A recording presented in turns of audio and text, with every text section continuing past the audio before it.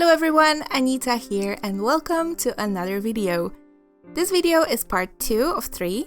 In part 1, we were talking about preparation, and now we are talking about surviving a 30-day drawing challenge like Inktober or Mermay or anything else really you want to attempt doing. I have to start with the little disclaimer again because I feel like it's really important. Just because that I say something works or happens doesn't mean that it will work or happen to you. Everyone is different. Everyone will need a different approach. The way you find out whether something works is just by trying it. If it works the first time, that's fantastic, but if it doesn't, it's really not the end of the world. You just try again with a different approach. The purpose of this video is to show you different situations and I suppose illustrate them with my own experiences, especially in this video because there is no real to-do list here. End of disclaimer. So here it is, the big day, the beginning of your 30-day drawing challenge. I hope you've prepared your battle plan. There's nothing I really can say right now. Except, go for it. Good luck. I'm trying my best as well at the moment. In the background, you can see me creating my first Inktober piece. I plan to do a busy, traditional Inktober, but because of health reasons, I've settled for less, but bigger. I'm planning to experiment this year, so experimenting will be my theme for Inktober 2021. How it will go, you will find out in part 3. As I've mentioned before, this video will be less of a, to-do checkmark list and more of a summary. I will sum up all the different situations I've encountered while doing the challenges that I've attempted. Seriously, there were just too many challenges. I'm also encouraging you to share your own experiences in the comments because, everyone's story is different and I love reading how others approach, the same topic in a different way. If you didn't watch the previous video, I have successfully completed 2 30-day, quote-unquote challenges. And there's a little bit of an asterisk here because one of them I was late in one of them. That was the Inktober, Inktober 2017. During Inktober 2017, I was working from home and that month I had time to spare. So I've decided to use that time to the best of my capacity. And I wanted to make 30 illustrations 31 videos. I wanted to paint and record and edit all at the same time. That really wasn't smart. I thought it was back then. In theory, I had the time to do it. I had the time to do those 3 things. The math was solid. I would typically start my day by posting the video from the day before, then paint and record, then edit the video, record a voiceover, and render through the night. It was very simple editing, nothing fancy, very, very doable. What I didn't realize at that point is that while indeed I had the time, that didn't mean that my body would keep up with it. That's why I said that doing more than one goal during a challenge is really not smart. Very quickly, I realized that I didn't have the time to relax, unwind, do something different, take a breath even sometimes. It was the same routine for an entire 21 days. Every day was the same because I didn't take into account, time for relaxing, even stupid things like time for doing chores. Back then, self-care was a foreign concept for me. I didn't even hear about it. It was just something that kind of popped on Instagram once in a while. I didn't do weekends, I didn't do breaks, I didn't know how to step away. And while I had results, I was also paying for them. I literally went on a 3-year hiatus because of all the work I did. 1 out of 10, I would not recommend that. And then on day 21, I fell off the stairs. This in itself is not that weird. I tend to do that occasionally, and I, get a bruise and life moves on. When you're clumsy, you're clumsy. You just learn to live with that. However, because I was so stressed, so tired, and so wound up, that little, let's call it a pebble in my road, it turned into an avalanche. Avalanche? You know what I mean? It just tumbled all over the place. I didn't have the time to just feel pain, curl on the couch and curse and just feel sorry for myself for a little bit. Take some time to even admire this ginormous black bruise that I got on my butt. I had to keep going, and I have to keep painting and make more videos. If I was smarter and planned it better, I would have made that time. I would have an illustration or two in advance that would allow me to take a day or two and recharge. But because I didn't do that, my little slip up, just that little slip on the stairs, literal slip up, it cost me the challenge. I was so stressed that I couldn't handle it anymore and stopped painting. Now, I finished the illustrations a couple of days after the end of the challenge, and I still consider this challenge finished, but it was a very costly lesson.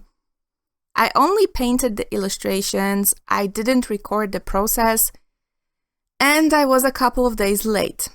And right now, I would like you to notice the use of the word only. Even now, my mind kind of doesn't want to accept that this challenge was 100% success because I didn't finish my own unreasonable goals. So a little bit of a TLDR again.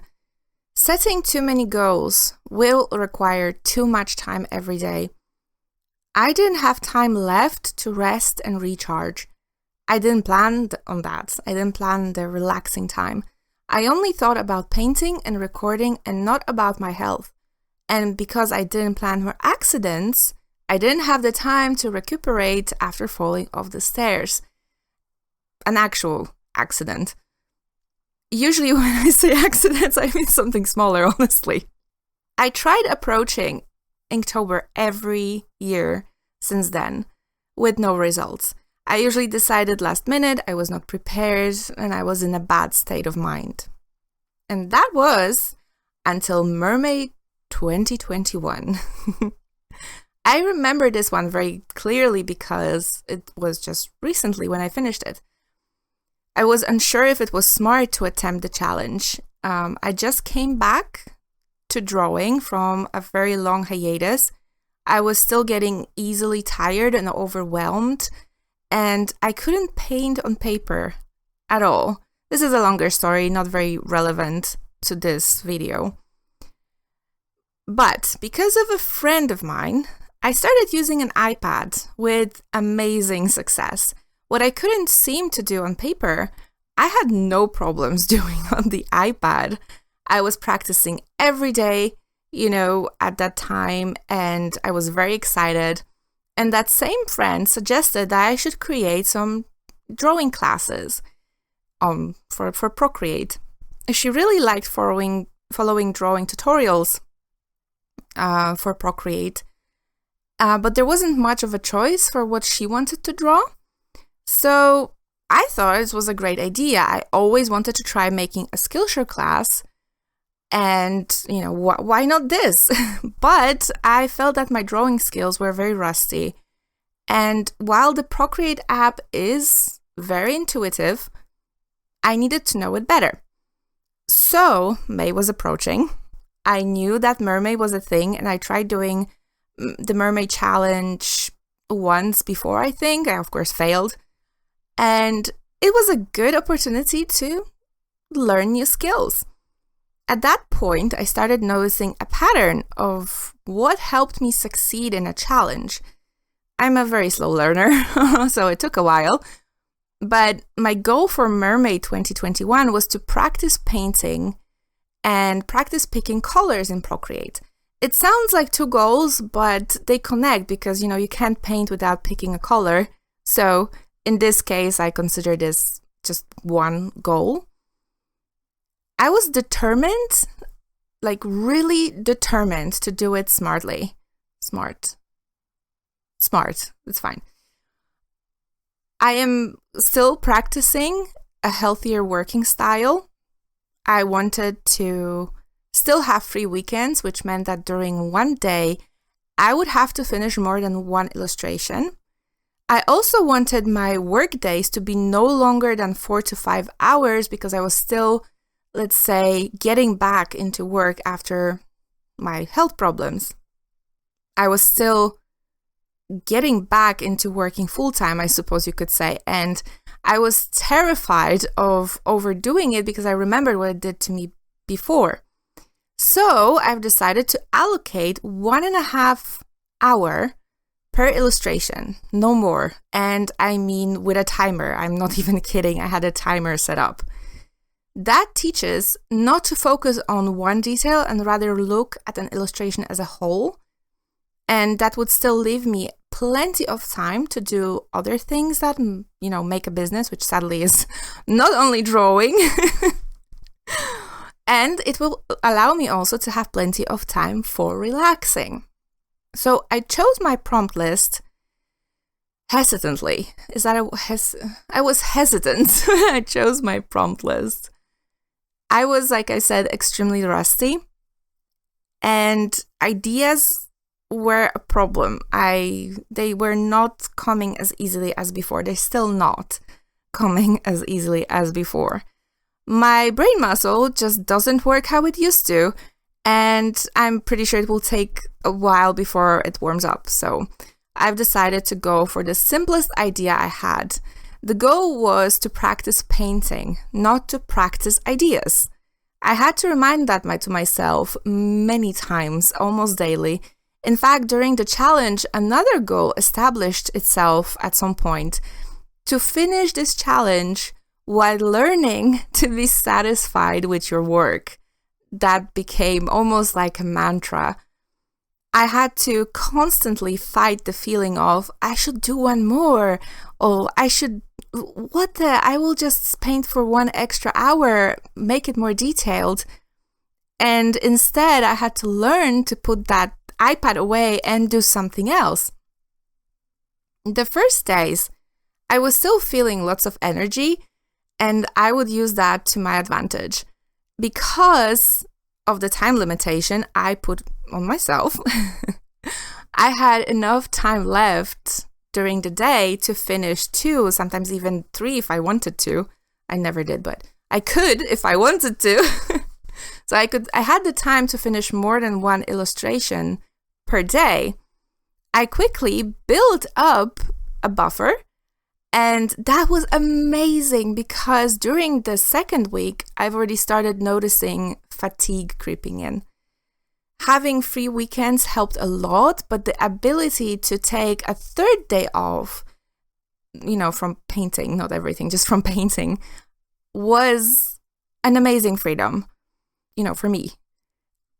Remember that the goal was to practice painting during 30 illustrations in 30 days, not to make necessarily 1 illustration per day.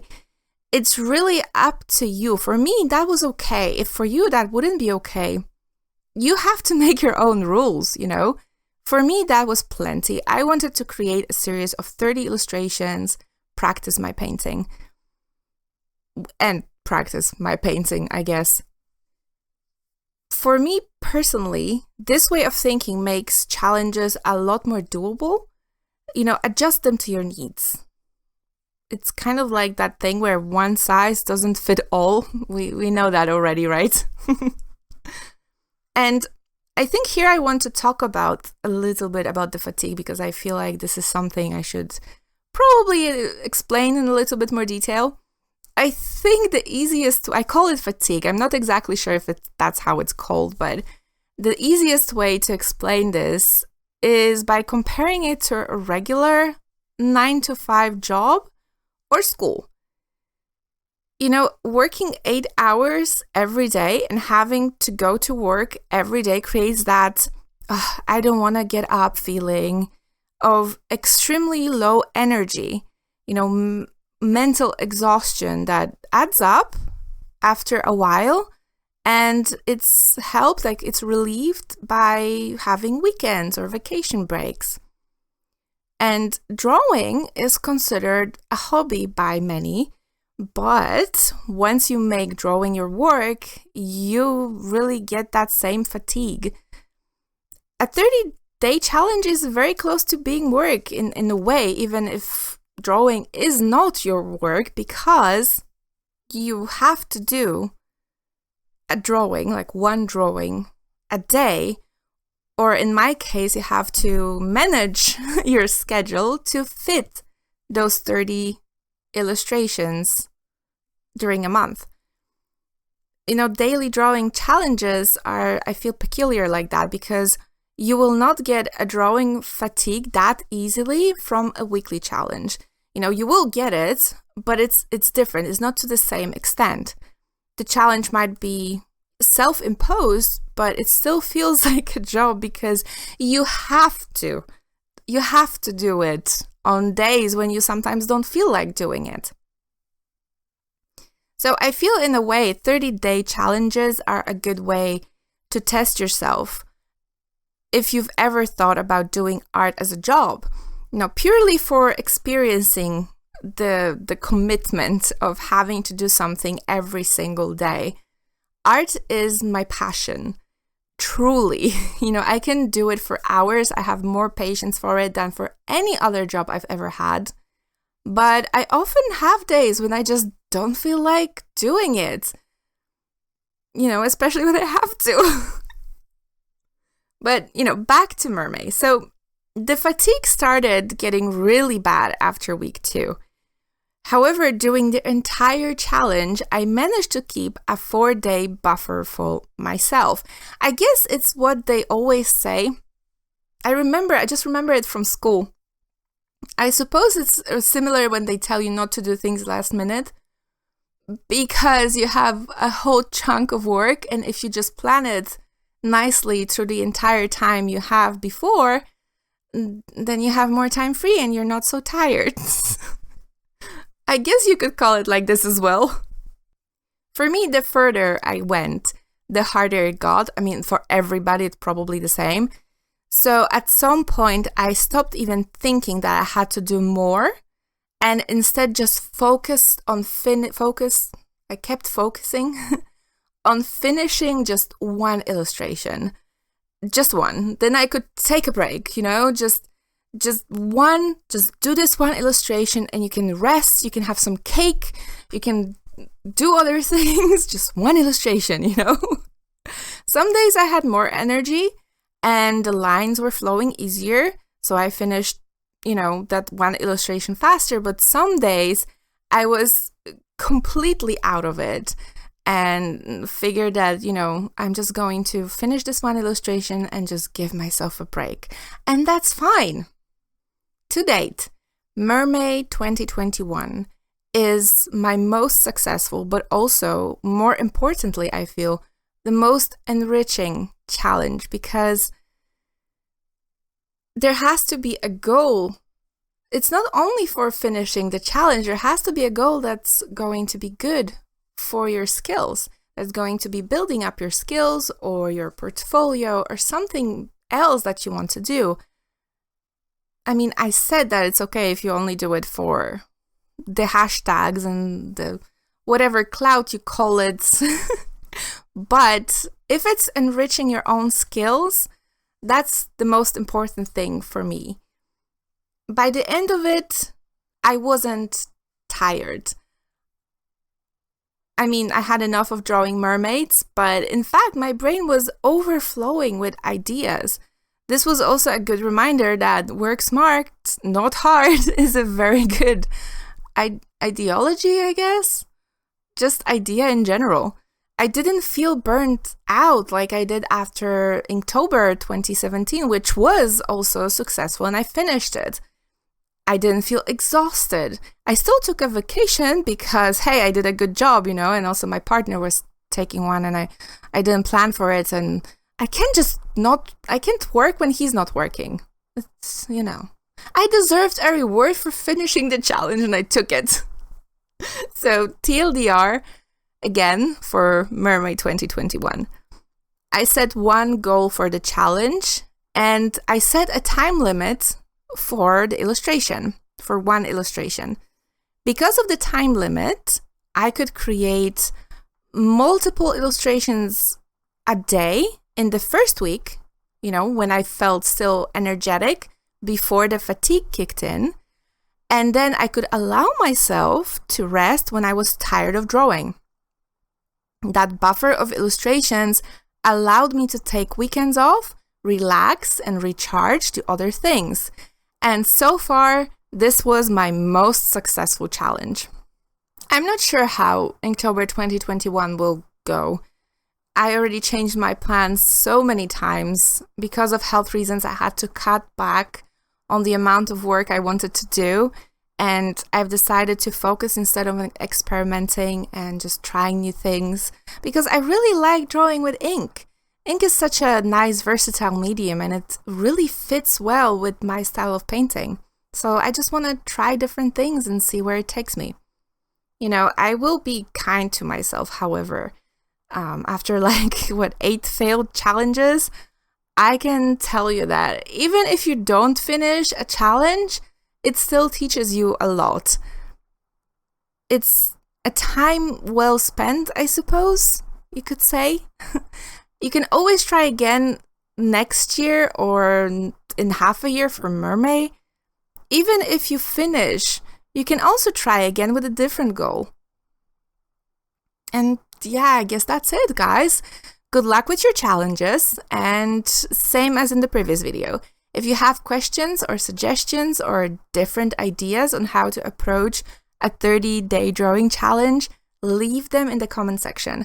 I love reading how different people approach the same problem because it gives me ideas on how to deal with my own problems. So, we're sharing ideas for improvements and stuff. So, yeah, did you guys ever experience drawing fatigue, and how do you deal with it? I'm very curious because I'm still not I don't feel so confident. Sometimes it kicks in when you least expect it, and then what?